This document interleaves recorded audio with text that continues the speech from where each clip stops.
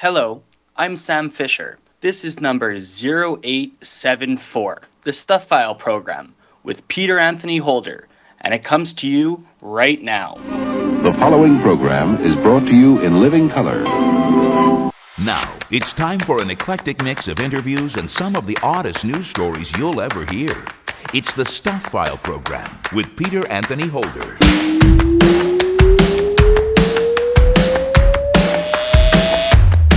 Hey there, hi there, ho there! Peter Anthony Holder here with you, and yes, this is indeed another edition of the Stuff File program, number 0874. And coming up on this edition of the Stuff File program, you'll meet Matt Witten, who has written several scripts for television series and also several novels. His latest novel, set in the future, is called 51%, where companies actually own the rights to human beings. When the corporations have you 51% owned, then they're allowed by law and they're allowed to tell you what to do. And they're also allowed to put chips in you that can see anywhere that you are. They have GPA, so they know your location at all times. And they even, in this novel, they want to have more power. They want to be able to test your drug levels to make sure you're not taking drugs. And they want to make sure you are taking some drugs because they want people who are docile in some ways. And so they will actually force them to take drugs. 51% is when the corporations have that power over people. Author M.J. Preston is back on the show with his latest book called Wendigo Plague. I took a true crime that occurred in the Fort Saskatchewan area in 1879. It is a true story of Swift Runner, a Cree trapper who worked for the Northwest Mounted Police and the Hudson's Bay Company, who murdered and cannibalized his entire family. He was the first man hanged in Fort Saskatchewan. So what I did is I took a true story with real characters from history, injected fictional characters, and wrapped a horror novel around it. Science writer Andrew Fazekas, the Night Sky Guy, returns talking about whether or not life on Earth actually began on Mars.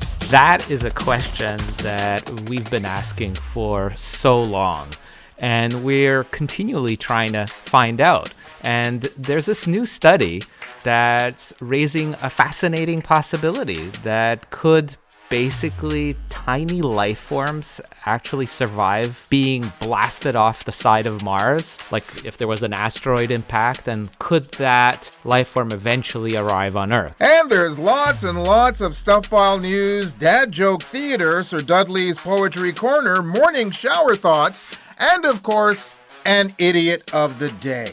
The guest slater, the person who told you this was show number 0874, was Sam Fisher, who is the chef sommelier at Walter Hospitality and a longtime Stuff File program listener. Thank you very much, Sam, for doing the guest slate on this edition of the Stuff File program, a show that is listener-supported, fan-funded radio that depends on you for our success. Join us at patreon.com to help make this show an even bigger and better radio experience. Well, let's get right to the stuff. Those of you who listen to the show on a weekly basis, here's a complete coincidence. On last week's show, I had a punchline where I mentioned the television series Knight Rider. And this week, I actually have a story that deals with Knight Rider. I am the voice of Knight Industry 2000's microprocessor, KITT for easy reference, a KIT if you prefer. A black Pontiac Trans Am replica of KIT from the 1980s TV series received a New York City speeding ticket despite sitting motionless in the Volo Museum in Illinois for years. The car features the same Knight license plate as the show's talking computer vehicle. Said museum marketing director Jim Voidila, the fact that we're legally tied to a movie prop is interesting. We have no idea how we got registered from a ticket in New York to the plates in California to the Volo Museum in Illinois. Doing a comparative analysis of license plates can be very involved, sometimes as far back as the factory where the car was made. The museum has requested a hearing to challenge the ticket. New York operates 750 speed cameras that automatically ticket vehicles exceeding the limit by more than 10 miles per hour.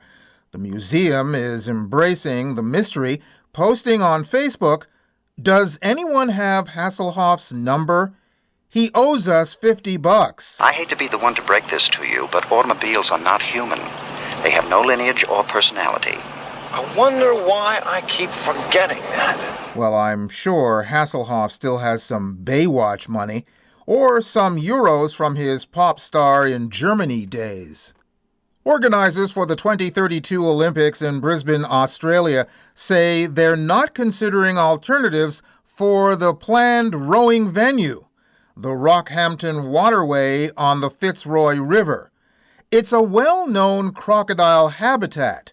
Former Olympic rowing champion Drew Ginn says the varying currents could give rowers placed in a particular lane an unfair advantage.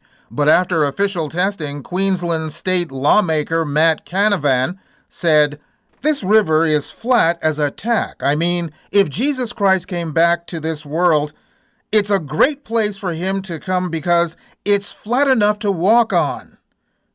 Okay. The crocodiles don't seem to be of a concern. Several schools and a local club already use the waterway for elite training. Wow. Schools use this place for rowing training?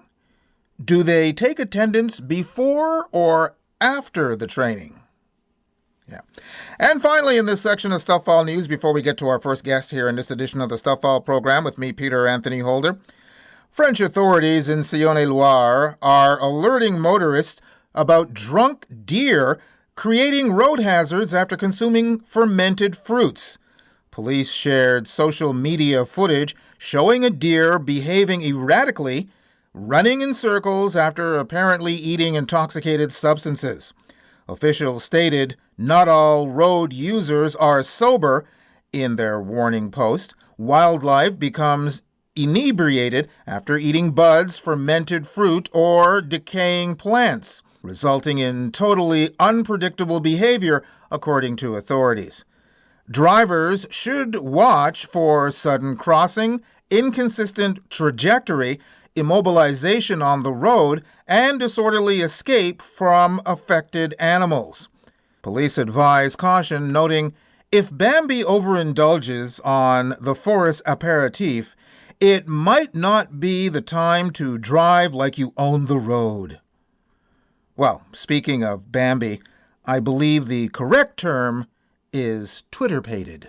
What's the matter with them? Why are they acting that way?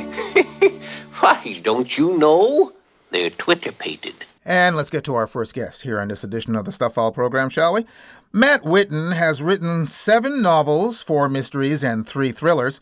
He's also written for TV on shows like Law & Order, House, Pretty Little Liars, and Supernatural, to name a few.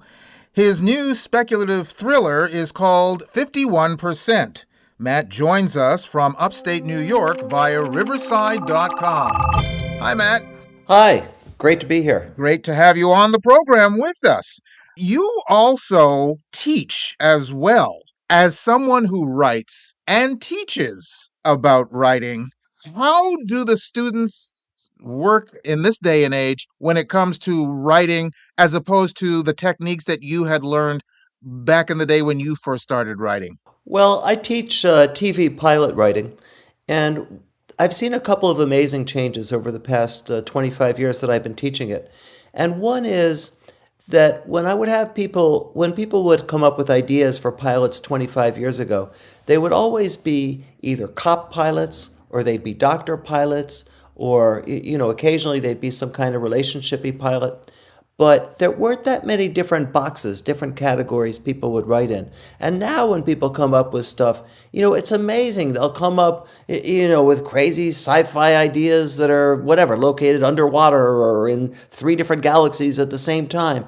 Or they'll have a show that is like, half of it's about a garbage man and half of it is about, an anesthesiologist. I mean, just everything is crazy. And it seems like they're just, TV has exploded in the kinds of things that it pursues. And there are a lot of different, possibilities people can do now.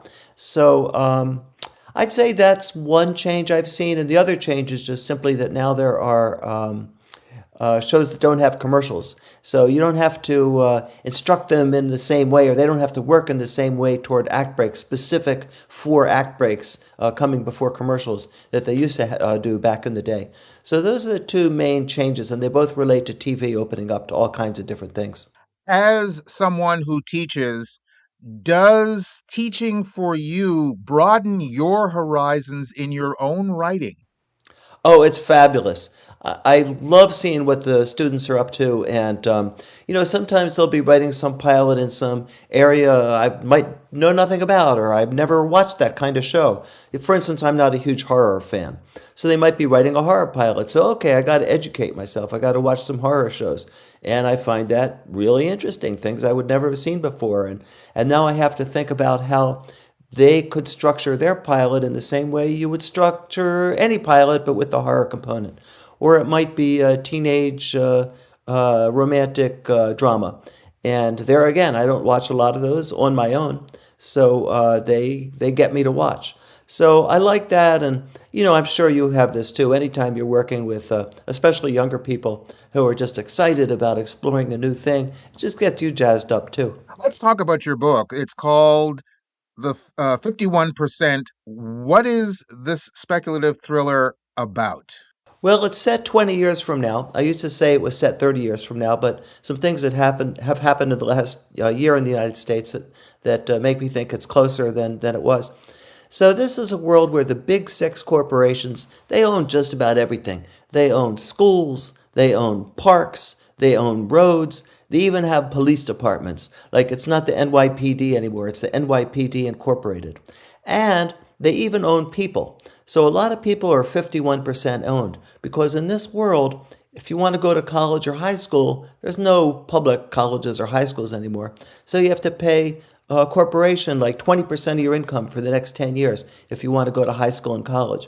And there's no, Obamacare anymore. So if you want to get health insurance, if let's say if you have God forbid, you get cancer, you might have to give up another 20% or whatever of your income for another 10 years.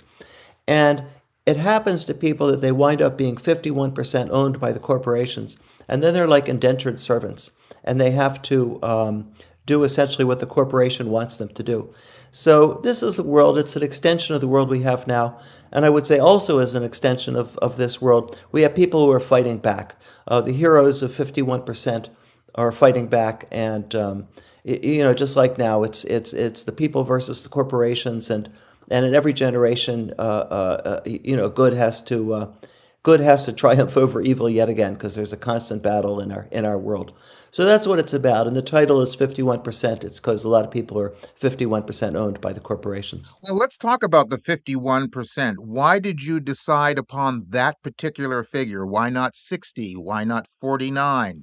What is it about 51% that enhances this story? Well, when the corporations have you 51% owned, then they're allowed by law and they're allowed to tell you what to do.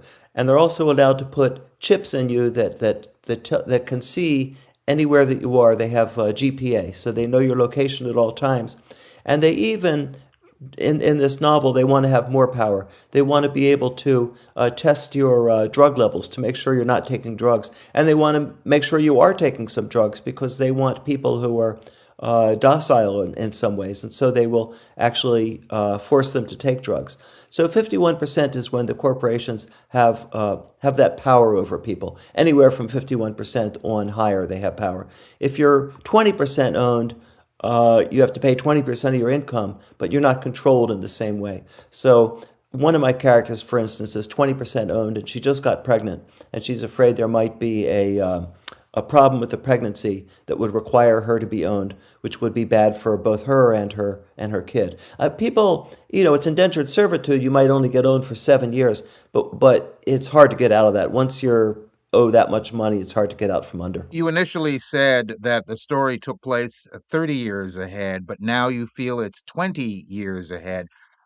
This was all from your imagination, but are you thinking or worried about the fact that some of this that came out of your imagination would actually come true? Yes, and I'm concerned that so much of it has come true already. A lot of time, the electricity wherever you live might be owned by private companies. The water might be owned by private companies. The prisons, or 10% of prisoners in the United States are housed in private prisons, which are terrible. The military has a lot of private people working for it. There's a move afoot, I'm sure you're familiar with, to privatize Social Security. The post office is in trouble because UPS and FedEx are taking over a lot of their responsibilities, which makes it much harder, for instance, for the post office's rural customers who are not serviced by private companies in the same way. So a lot of this is happening already. Even with police departments, by the way, you can have private police in charge of campuses, in charge of downtowns, in charge of housing projects. There are an amazing number of private police in this country. Depending how you define private police, there are twice as many private police as public police in this country. And in many cities, it's up to 5-to-1. Private to public. So yes, I'm very worried about a lot of this. I think that there's obviously a place for private companies. That's very important. But we need a strong government too, a government that can look out for our interests. And when it comes to the private companies, the big companies are getting bigger and more powerful. OpenAI is getting more powerful. And a guy like Musk might be a trillionaire one of these days. That's very possible. And he gave, I think, $250 million to the most recent political campaign in 2024. So yes, I'm very concerned about it, and it does seem to be already happening that the rich oligarchs and the rich companies are getting more and more power at the expense of ordinary people. I mentioned in the introduction that you've written 7 novels, but I also mentioned that you do a lot of television. What's the difference in the two mediums when it comes to writing? I'm guessing that uh, television scripts is more like a sprint and novels are more like a marathon. Would I be accurate in that assessment? You would you would definitely be accurate. If you're writing an episode of an ongoing TV show, you might meet with the other writers for about 2 weeks, come up with a story, come up with an outline, and then you might write the script itself in 2 weeks. So the entire episode from beginning to end might be written in a month. But if you're a novelist and you can write a novel in a month, some people do, but it's much more average to write a novel in let's say a year. So it's definitely a marathon and not a sprint. That's exactly right, for sure. Does the hurry of writing a script actually enhance your novel skills when you're doing that? Yeah, I'm sure it does. It makes me a faster writer. I'm sure. I've never thought about it, but that must be true. And you definitely learn how to write to deadline, and you're not scared of deadlines. So I think it's a tremendous improvement in that way.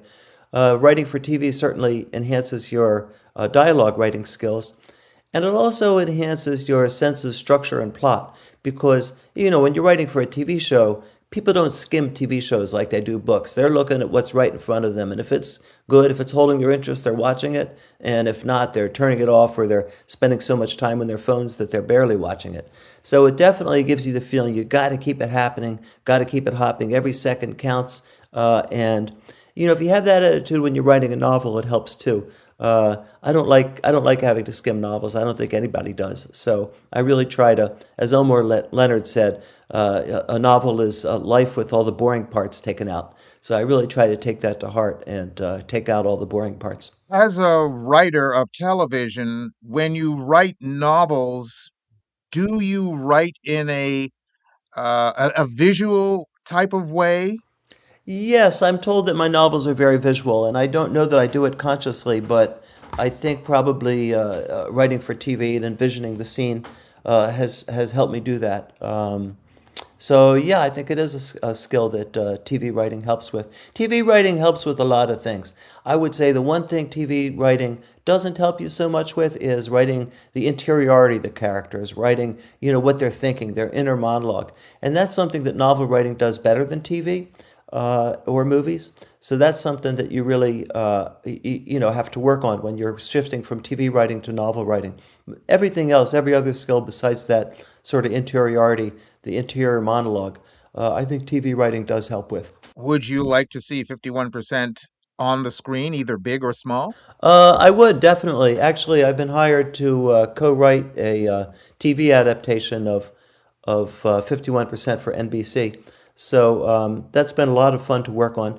I should caution that that doesn't necessarily mean it'll make it onto air. I mean, NBC and all these networks order a lot more pilots to be written than ever make it onto the air, but it might. And I'm just having tremendous fun, writing the pilot version. It's a real treat. Well, congratulations on the book, 51%, and hopefully future congratulations to turning it into something on television.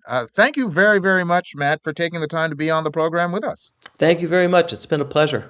Matt Witten, author of 51%. You can go to our website at thestuffile.com, check out the show number for this program, which is show number 0874, and you'll find links to Matt's site, plus links to either Amazon.com or Amazon.ca, where you can order his book directly. You're listening to the Stuff File program with me, Peter Anthony Holder. And now, Dad Joke Theater.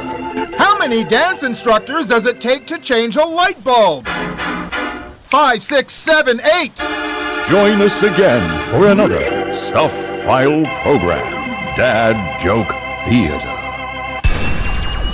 There's still more guests, more news, and an idiot of the day coming your way on the Stuff File program.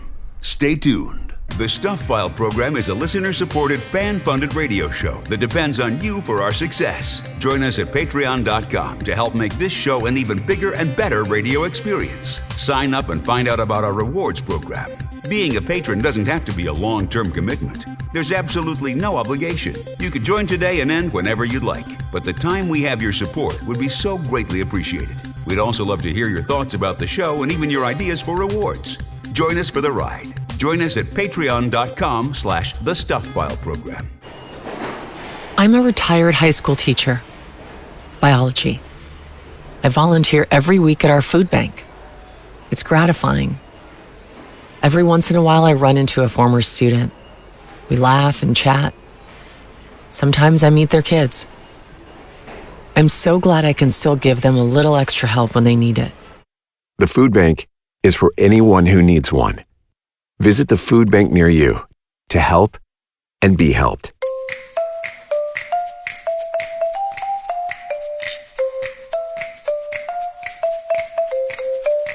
This is the Stuff File program with Peter Anthony Holder. This broadcast is coming to you from upstairs. Get out of the house. And still to come in the program, we'll talk once again to M.J. Preston. He's an author. His new book is called Windigo Plague. Plus, Andrew Fazekas, the Night Sky Guy, talks about life on Mars. We also have Sir Dudley's Poetry Corner, a morning shower thought, and of course, an idiot of the day. But we've got much more in Stuff All News right here, right now. Finnish Air Force cadets face disciplinary action after using their flight patterns to create shapes resembling male genitalia in the sky during training exercises on April 13th. The Reserve Officer Pilot Course participants were tracked by flight radar, which showed at least 4 aircraft following routes that made penis shapes. Air Force officials confirmed the pilots were disciplined for their actions. A spokesperson said, "The Air Force requires soldiers to follow good manners and rules of conduct, and if these are deviated from, it will be responded to in an appropriate manner." Officials emphasized no safety risks occurred during the incident. Well, I've seen the pictures of this. You have to admit, that's some pretty fancy flying. And speaking of flying, more than 70 participants from 15 countries gathered on May the 10th in Dieppe, Belgium, for the 6th annual European Seagull Screeching Championship. Here is what some of them actually sounded like.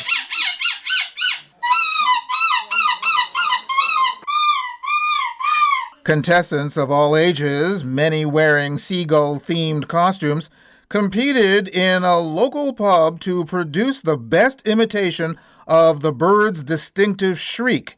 Judges awarded up to 15 points for vocal accuracy and 5 points for performance. The event aims to improve seagulls' public image, which organizer Claude Villard said are often viewed negatively. He also said, "Make seagulls sexy again. Be positive about seagulls. When you are on a holiday, you always remember the waves of the sea and the calls of the seagulls." Competitors performed solo or in groups, while enthusiastic crowds cheered each screech attempt. It would be ironic if all that screeching actually annoyed the birds. And finally, in this section of Stuff File News, before we get to our next guest here in this edition of the Stuff File program with me, Peter Anthony Holder, regular listeners will note that we have an occasional segment called Idiots in Flight, with people doing somewhat idiotic things on passenger jets. But in fairness, I have to give equal time to other modes of travel, so here is the inaugural installment of Ship of Fools. Good day, ladies and gentlemen. This is your cruise director with today's update on the rough seas of passenger asininity on the Ship of Fools. 2 women were hit with federal assault citations following a physical altercation aboard the Carnival Spirit during its March return from the Bahamas. The incident began when Tanya Nelson approached Lisa Horace and her husband in an account settlement line, informing them they were standing in the wrong queue designed for Diamond and Platinum members. Tensions escalated when Nelson repeatedly touched Horace's husband's shoulder. Nelson threatened to slap Horace first, prompting Horace to slap Nelson in response. The fight intensified as Nelson attempted to kick Horace while crew members intervened, with Nelson claiming Horace jumped on her back. Carnival staff separated the women as several bystanders witnessed the confrontation. Investigators reviewed surveillance footage before issuing citations to both women who were previously strangers. You know, it's a good thing that people on ships no longer have to walk the plank. And should you look closely enough, it might even be you will find yourself aboard the Ship of Fools.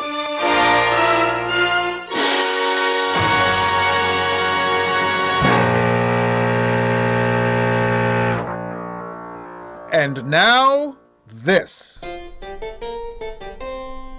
The Stuff File presents Sir Dudley Piddly Havisham Sedgwick Smythe's Poetry Corner. A cheerful old bear at the zoo could always find something to do. When it bored him, you know, to walk to and fro, he reversed it and walked fro and to. And let's get to our next guest here in this edition of the Stuff File program, shall we? We've had MJ Preston on the show before. He's an author who writes horror stories, and his latest one, his 5th, is called Wendigo Plague. It's set in 1879 on the prairies. He joins us from Edmonton via Riverside.com. Hi, MJ. Hey, Peter. How you doing? Thanks for having me. Just tickety-boo. Thanks for being on the program with us once again. Right off the bat, what is the title about? What is Wendigo Plague? Okay, so essentially what I did is I took a true crime that occurred in the Fort Saskatchewan area in 1879, and basically it is the true story of Swift Runner, a Cree trapper who worked for the Northwest Mounted Police and the Hudson's Bay Company, who murdered and cannibalized his entire family. Now, this is a very well-known story, especially in connection to the Wendigo, because Swift Runner claimed that he was possessed by a Wendigo when he killed all the members of his family and then ate them. He was the first man hanged in Fort Saskatchewan. So what I did is I took a true story from history with real characters from history, injected fictional characters, and wrapped a horror novel around it. We've had you on the program before, and I understand, I knew from the last time we spoke to you that you were a trucker, correct? Yes, that's right. And you were an ice trucker. I was, yeah. I was an ice trucker. I did 3 seasons up on the ice roads. Yes. So how did you gravitate to writing fiction and particularly writing horror stories from whence you came as a trucker? Well, it goes back even further because my first novel, which was actually a horror novel, I started writing back in the 80s when I was in the Canadian Armed Forces. And it kind of got shelved for about, I would say, about 15 years. And then just one day, at that time, I'd left the military and I'd moved into the trucking industry. I found the manuscript half finished and I pulled it out and I thought, what the heck, I'll give it a shot. By the time I published that first book called The Equinox, I went up to do the ice roads, and I was actually selling the book to other truckers on the ice roads. They were buying the book off me, as well as selling it on Amazon. And from there, I decided, you know what, I'm going to write another book. And so now I'm up to book 5. And that's how I got here. A lot of it's, in the old days, I used to actually set the laptop on the steering wheel once I parked for the night or I was in a loading dock. I always managed my time that way, and I still do that today. Well, it's interesting because I was when I brought up ice trucking. First of all, when you were an ice trucker, did you work as a tandem or were you alone? Well, you never. As I understand it now, it's changing a little bit because of technology. But when I ran 2012, 2013, and 2016, you don't run alone. You run in a group because if somebody breaks down, the temperatures can dip down into the minus 70s, and eventually, you could freeze to death. So you always have to have a warm truck to go to. So you go in minimum groups of 2, but usually packets of 4. I know that there are groups when it comes to ice trucking, but as for in the cab yourself, were you just alone in that cab? Oh yeah, absolutely. Yeah, you're alone. So you've got a radio. Well, the reason why I ask that is during the time while you're driving, you have to be in control of what you do and have to pay attention.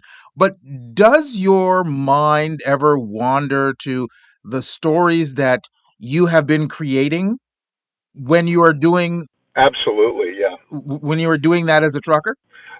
Absolutely, and I still drive truck now. Like I have a dedicated gig, so it's in and out every day.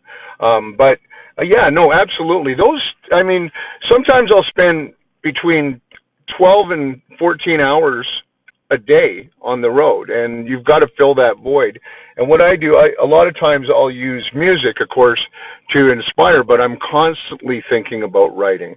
And now that technology's gotten a little better, I've been able to review my work while I'm driving by listening to it because I'm able to use an app to read it aloud to me as I'm driving. So I'm still paying attention to what I'm doing on the road, but it's the same thing. We're always constantly thinking about stuff when we're driving down the road, right? That ice cream we're going to have or whatever, right? So when you wrote your first book, you said you were in the military. Was it again that situation where there's plenty of downtime or introspection that you had the opportunity to create stuff creatively as a writer? It's a total time management time because I'm a family, or I still am, but I had kids then. You had people to feed, take care of, house, all that stuff. So you carve out the time you can to write. And when I was in the field in the military, I carried a notepad with me. When I got into a camp where there might have been a typewriter, I'd track down the guy that owned the typewriter and borrow it off him. And I've spent many a late hours in my spare time. And thank goodness I have a very understanding wife that way, because she's always given up a little bit of that time as well for me to, keep working with my craft and keep writing. With Wendigo Plague, again, as I said, is a story that's set in 1879. Do you often do historical fiction, or is this a one-off? No, this is the first time I've done historical fiction. I've written a few stories with historical backdrops, and quite honestly, my crime thrillers, the Highwayman series with Four and Highwayman, there's a lot of historical backdrop in those and live characters. So it's not something completely new to me, but certainly transporting back to 1879, I had to learn about horses. I had to learn about the Northwest Mounted Police. The lucky thing about it is that I've been able to walk every one of the scenes because it's local to where I am. I'm actually dab smack in the middle of this whole case, where Swift Runner was working for the Northwest Mounted Police, how he got ejected back to Egg Lake, which is only a stone's throw from my house, and then he went north to Athabasca after he was banished from his own people's land because of, Swift Runner had a real problem with alcohol, and it turned him mean. And that's why he got fired from the Northwest Mounted Police as a tracker, and that's why he got banished by the Cree, who were then settled in Egg Lake. And when they banished him, they throw your whole family out. They didn't just throw him out; they threw the whole family out. So he was degenerating because he was a psychopath. And for everything I read, he wasn't a victim or anything like that. His actions were brutal, and it was really interesting. It really was, and there's going to be 2 more novels to follow this, but they're not in that time frame. I'm going to do one in 1979 and another one in 2009 to follow this book. So, but it's also local and Canadian, right? And that I really wanted to do another Canadian story. Where does the inspiration for your books come? Because as you say, you've got 2 more in the works. What was initially the inspiration for this current book, Wendigo Plague, and also the other 2 that you're currently writing? I don't know. It just comes. Sometimes you're walking along and you look at something and you think, hey. But in this regard, I knew about this case, and what had happened is I was writing another Highwayman book, and a bunch of stuff happened, including my wife getting sick at that time, that kind of put the stopper on that. And I finished the first draft of it, and I just decided, you know what, I'm going to switch gears. I'm going to put this away because there's a lot of baggage with this manuscript. I want to sit down and write a nice, juicy horror novel. And I started looking at the local lore and history. And we're Canadian, man. And you know what? Our sovereignty is being challenged right now from a couple of different directions. And I wanted to write a Canadian story. And I think this is a really good Canadian horror story, and I want people to read it. You have now written 5 books. When you first started, did you ever anticipate the success that you would have with the first book and subsequent books after that?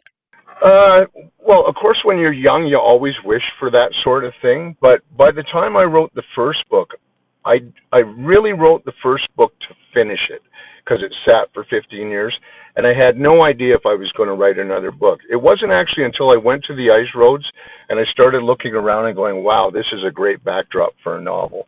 And then I got the idea for my second novel, Acadia Event. And since then, I'm going to keep writing until there's no more left in the gray matter to spit out onto the page. That's where I stand. But I've got about 4 projects on the go now that I'm looking at. Well, congratulations on the current book. It's called Wendigo Plague. And MJ, thank you very, very much for taking the time to be on the program with us. Hey, Peter, you know what? It's always a pleasure. I'll come back anytime. You're great to hang with. MJ Preston, author of Wendigo Plague. You can go to our website at thestuffile.com, check out the show number for this program, which is show number 0874, and you'll find links to MJ's site, plus links to either Amazon.com or Amazon.ca, where you can order his book directly. You're listening to the Stuff File program with me, Peter Anthony Holder. Giving you something to think about. This is Morning Shower Thoughts. I guess a gossip is someone who has a great sense of rumor. Morning Shower Thoughts from the Stuff File program. Got something for the mailbag? Drop Peter a line. He'd love to hear from you. Send your email to mailbag@thestuffile.com. And remember, stuff is spelled S-T-U-P-H. That's mailbag@thestuffile.com. Or catch up with him on Twitter or Facebook. There's more Stuff File coming your way in just a few moments. The Serial Killer's Son Takes a Wife by Michael Liebling is not like any serial killer novel you've ever read before. Go ahead. I dare you to figure it out before the chilling end. Find out what it's like to be the offspring of a multiple murderer. Locked in a room or locked in your mind, it's really all the same.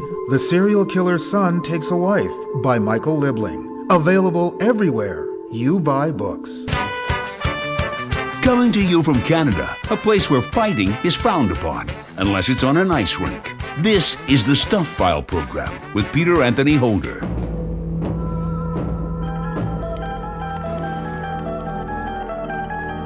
Now, the Stuff File presents Andrew Fazekas, the Night Sky Guy. It's radio that's out of this world. Andrew Fazekas, the Night Sky Guy, is a member of the Royal Astronomical Society of Canada and the author of National Geographic's Backyard Guide to the Night Sky, and also National Geographic's Stargazer's Atlas, the Ultimate Guide to the Night Sky. And Andrew, I have a question for you. Did life on Earth actually begin on Mars? That is a question that we've been asking for so long, and we're continually trying to find out. And there's this new study raising a fascinating possibility that could basically tiny life forms actually survive being blasted off the side of Mars. Like if there was an asteroid impact, and could that life form eventually arrive on Earth? There's this new study that looked at a very, very interesting kind of bacteria, a species that's called Dinocoeus radiodurans. And I know that's a mouthful, and it's sometimes scientists that they actually nickname it Conan the bacterium because it could literally survive radiation. This bacteria can survive freezing, it can survive dryness, and all kinds of other kind of really extreme conditions. And that's why a species like this is really what's termed generally an extremophile. What researchers did, they tested this very hardy bacteria, whether it could survive the intense pressures that's expected when, say, an asteroid impact blasts rocks off a planet like Mars. What they did is they sandwiched this bacteria between two metal plates, and they fired a projectile, like a bullet basically, at roughly, nearly like 500 kilometers per hour. It basically subjected these little microbes to pressures that are unbelievable. Like what they're calling gigapascals. That's what they're measuring them. For comparison, the pressure at the deepest part of Earth's ocean is about 0.1 gigapascal, and they expose these bacteria to up to 3 gigapascals. So many times more than what the pressure is experienced at the most extreme depths of Earth's oceans. And so even the lowest experimental pressures they used was about 10 times greater. So just to put that into perspective. And the results were really surprising, Peter, because nearly all of these little microbes actually survived the impacts. About 60% survived even the highest pressures during these impact scenarios that they were testing. This was really surprising. They even saw increased activity involved in kind of like DNA repair, cell membrane maintenance. That was being supported. Basically, the end of this experiment shows that it does support, but doesn't really prove the idea of panspermia. This is where life can kind of travel between planets, right? Inside rocks, blasted into space by large impacts. Because Mars, after all, is a neighboring planet. It's on average about 100 million kilometers away. But it's really interesting that if there was life present on Mars in the distant past, could it have actually seeded life on us? And this experiment is kind of pushing the needle towards this idea. This experiment doesn't really say that we're Martians, right? But it makes the possibility less far-fetched, I guess, than when we look at early Earth and early Mars. They may have exchanged material, and not just rocks, but maybe even biology.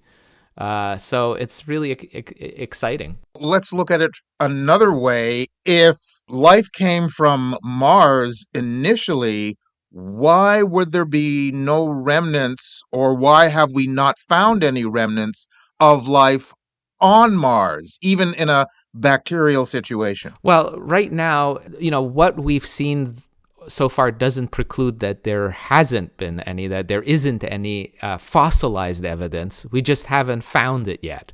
We haven't looked in the right places yet. Perhaps some of these organisms, because we're talking, when we're talking about Mars being more Earth-like and having habitable conditions that would have been conducive to, say, even microbial life, we're talking 3 billion years ago. So we may have to dig very deep into the substrate of Mars to find even that fossilized evidence, or maybe even currently existing life, but they're just living very, very deep underground, and we haven't had that capability to look there yet. Well, maybe this is one of the reasons why we should go to Mars. And speaking of that, NASA is testing a new ion engine to get to Mars. Yeah, and one day this ion engine could actually help send astronauts to Mars. This is really exciting. NASA's always been in the business of looking at the technology we need to get to distant destinations, and can we do them faster, more efficiently? So NASA's Jet Propulsion Laboratory out in Pasadena, California, has tested what they're calling a lithium-fed magnetoplasma dynamic thruster, or short, they call it an MPD thruster. It's a type of electric propulsion system that uses very high electrical currents and magnetic fields that really pushes and accelerate a lithium plasma. The long-term goal of this is that they would like to beef up an engine like this and be able to produce long-term power on a deep space mission. So basically, the technology that they're testing here is really part of a bigger Mars idea of how do we move large cargo, say habitats, fuel, and obviously humans across very large distances between planets, and do it more efficiently. Currently, we've got chemical rockets that are really great for launch, and they're really great at giving quick bursts of power. But if we could sort of harness electric propulsion, it's a potentially better for long-haul transport once they're already in space. So we're not talking about replacing rocket boosters on the launch pad with something like this. We're talking about once we're in space, we can turn an engine like this on. It's not that powerful, but it can be on for literally days, weeks, or months, and we can go much faster with something like this. So for instance, we have a similar engine already that's currently on a spacecraft called Psyche that goes and visits asteroids. They can eventually accelerate the spacecraft to speeds of really high speeds of up to 200,000 kilometers per hour. So the idea here is that if you are have a propulsion system that gives power in a slow and steady manner, it's low thrust, but it's got this I guess like this relentless acceleration. It can really get up to very high speeds. And that really makes a difference when you have destinations that are measured in hundreds of millions of kilometers. And when you're talking at Mars, even one of the closest planets, the average distance is about 100 million kilometers. If you're looking at more distant destinations, perhaps some of the moons of Jupiter, we're talking upwards of 600 million kilometers away. So you would need something like this, an electric ion propulsion system that can just keep going, being left on for many, many weeks or months. That would make a huge difference, and we'd get to these destinations much faster. Shouldn't we test this thing out on short-haul situations? Like, for instance, wouldn't it be a good idea to try this ion engine on going to the moon? The problem with the moon is it's too close. To get the benefits of such an engine, you need to have it on for many, many days, weeks or months, really to get the benefit, to build up that speed. The moon is only 400,000 kilometers away, and currently it only takes about 2 to 3 days to get there one way. So by the time an ion engine like this could really get going, we'd already be at the destination. We'd have to slow down. So it doesn't really make sense for such a nearby destination. But Mars or asteroids or even the outer solar system, this could really make a big shift in the whole idea of how we can get large cargo, including humans, to these very distant destinations. So you got to think of this as kind of like an ion plasma engine, as a deep space cruise engine. It starts gentle, and then it keeps on pushing for months. And in space, there's no air resistance, so that steady push really builds up tremendous speeds, but over time. One quick question before we go, and that is, what is the duration, the time frame that it takes to get to Mars currently, and what would this shave off? Right. So if currently right now with our conventional rocket propulsion systems, it takes about 6 to 9 months to get to Mars when our two planets are lined up appropriately, which happens about every 2 years. So you have to wait once every 2 years to be able to make that trip in 6 to 9 months. Otherwise, it's even longer. But if we use a lithium plasma thruster like this what they call an MPD thruster that they're experimenting with, we can actually cut down, like even a human flight, imagine, down to maybe 3 months, 2 to 3 months potentially to get to. I mean, it's still a long trip, but you're shaving off, you're doing it in less than half the time. Well, we've run out of time again. I still wanted to talk about Mars. I still wanted to talk about the NASA Curiosity rover and what it has been doing. And there are other things that I wanted to talk about. So can we go to Patreon? Yeah, let's do it. It would be so much fun. Okay, sir. Clear skies. Andrew Fazekas, the Night Sky Guy. You can go to our website at thestuffile.com to the page for this show, which is show number 0874, and you'll find links to Andrew's site to get your own personal autographed copy of his books. Patreon subscribers, you can hear more of Andrew as a Patreon reward extra, where we'll continue to discuss Mars, plus NASA's almost 50-year ongoing Voyager mission, NASA's DART asteroid crash and the surprising effect, and Blue Origin's used New Glenn rocket launch. Just go to our Patreon page, and if you're not already a member, become one of the select patrons of the show.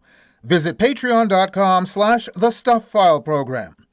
You're listening to The Stuff File Program with me, Peter Anthony Holder. And we do indeed have an Idiot of the Day coming your way in just a matter of moments, but I've got more Stuff File news to share with you right here, right now. 22 Buddhist monks wearing traditional saffron robes were arrested at Sri Lanka's main airport on April 26th after customs officials discovered approximately 242 pounds of cannabis hidden in their luggage. The monks, mostly young trainees from temples across Sri Lanka, had returned from a 4-day Bangkok trip reportedly funded by a businessman. Well, as the song goes, one night in Bangkok makes a hard man humble. Each monk allegedly carried roughly 5 kilos of the drug, valued at $3.5 million in total, concealed behind false luggage panels. Customs authorities called it the airport's largest cannabis seizure ever. Local reports suggest 3 monks recruited the others, who believed they were transporting educational materials and treats for the school children. The alleged orchestrator, potentially connected to similar monk trips, was also arrested. All 22 monks appeared before a magistrate who ordered their detention for at least a week pending investigation. And all this time, we thought that monks were high on life. Yeah. A 28-year-old tourist faces charges for defacing Florence's 16th century Neptune fountain after climbing the marble monument as part of a pre-wedding dare to touch the statue's genitals. Italian police say the woman caused minor but significant damage to the horse's legs that she stepped on and a frieze decoration she grabbed for balance. Repair costs are estimated at $5,800, while she faces potential fines of up to $47,000 for damaging an artistic and architectural asset. The fountain, created by Bartolomeo Amanetti in 1559, commissioned by Cosimo de' Medici, increasingly attracts tourists attempting social media stunts despite enhanced surveillance, including CCTV cameras. Giorgio Caselli, from Florence's Fine Arts Office, condemns such behavior as reflecting disrespect for the city's heritage, warning against ignorance and superficiality around historic monuments. Well, bottom line and the moral of this story: never touch genitals that aren't your own without consent. And boys and girls, it's that moment you've all been waiting for. It's time now for the Idiot of the Day. And now it's time for the strange things adults do. This Stuff File presents the Idiot of the Day. An unnamed 17-year-old male riding an intercity transit bus in Olympia, Washington, says a man sat next to him, showed him a gun, and asked him if he wanted to use marijuana with him. He declined. The man tried to engage him in a conversation about sexual habits, but his target wouldn't engage. The man then allegedly referenced the gun and ordered his victim to get off the bus with him. Once off the bus, the man tried to guide the teen to a specific direction, but the teen instead jumped onto another bus as its doors were closing and escaped. On arrival at the next transit station, he got off and called police. Police didn't indicate how they knew who the suspect was, but it was very easy to find the 18-year-old. He was wearing an ankle monitor, which showed him in Tumwater. Police there picked him up. He's also not named, but he was charged with kidnap and felony harassment. He still had the gun on him, a BB gun. Now, why? Oh, why? Would you try to kidnap a teenager on a public transit bus with a BB gun while you're wearing an ankle monitor? One reason, and one reason only. You're an idiot! Gee, I'm only a kid, but even I know you're an idiot. And that's it for this edition of the Stuff File program, number 0874. Hope you enjoyed it. The website is thestufffile.com. And once again, Stuff is spelled S-T-U-P-H, where you'll find information and links on all of our guests by going to the weekly Stuff File page. Just look for the corresponding program number. And once again, that's 0874. Email me at peter@thestufffile.com. And you can find me on Facebook, Spoutable, Mastodon, and Blue Sky as PA Holder. Check us out on patreon.com, where you can become a patron of the program. Hope to see you back here for our next show on the air, online, or as a download. We're coming to you from everywhere, including KDXRadio.com and over the air on stations like World FM New Zealand, WNRHLP-FM Newport Richey, Florida, KZZHLP-FM Eureka, California, WFNULP St. Paul, Minnesota, CKUW-FM Winnipeg, CFMU Hamilton, CKLU Sudbury, Local 107.3 FM St. John, CHSR Fredericton. Plus, streaming on any streaming service your little heart desires. That's it. Bye-bye. Sir Dudley here. You've been listening to the Stuff File program with Peter Anthony Holder, a presentation of Flying Fish Communications. Remember these words of wisdom. You can't choose a book by its cover or title. I read a book called The 10 Best Ways to Clean Your Pig. It was complete hogwash.